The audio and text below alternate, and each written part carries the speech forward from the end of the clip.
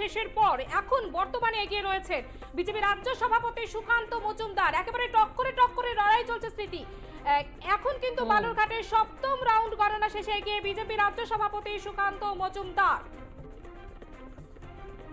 বিস্তারিত জানবো, আমাদের সঙ্গে টেলিফোন লাইনে রয়েছে প্রতিনিধি সুচারু মিত্র। সুচারু, দেখো, যেভাবে 10,000 ভোটে পিছিয়ে পড়েছিলেন সুকান্ত মজুমদার বিজেপি রাজ্য সভাপতি, প্রথম থেকেই আমরা দেখেছিলাম টানা 6টা রাউন্ড বিপ্লব মিত্র লিড করছিলেন, কিন্তু সপ্তম রাউন্ড গণনা শেষে দেখা যাচ্ছে যে সুকান্ত মজুমদার এগিয়ে রইলেন। কিন্তু এই এগিয়ে থাকাটা তিনি কতক্ষণ রাখতে পারবেন সেটা সবচেয়ে বড় বিষয়, কারণ এখনো 13 রাউন্ড গণনা আছে ঠিকই, কিন্তু সপ্তম রাউন্ড গণনার শেষে বিজেপি রাজ্য সভাপতি বালুরঘাটের প্রার্থী বিজেপির 1000 ভোটে এগিয়ে রয়েছেন সুকান্ত মজুমদার।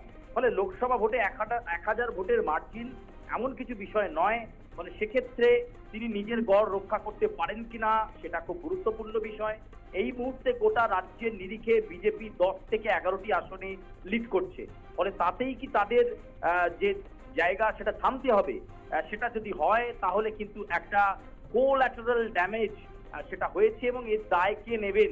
রাজ্য সভাপতি সুকান্ত মজুমদার নিজে নেবেন, নাকি পশ্চিমবঙ্গের বিধানসভার বিরোধী দল নেতা শুভেন্দু অধিকারী নেবেন?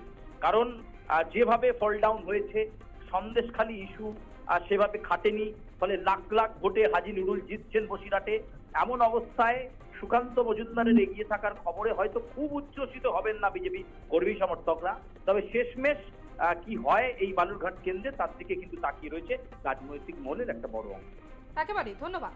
বালুরঘাটের সপ্তম রাউন্ড গণনা শেষে এগিয়ে বিজেপি রাজ্য সভাপতি সুকান্ত মজুমদার। পরপর বেশ কয়েকটি রাউন্ডে পিছিয়ে ছিলেন সুকান্ত মজুমদার। এবার 1000 ভোটে এগিয়ে বিজেপি রাজ্য সভাপতি সুকান্ত মজুমদার।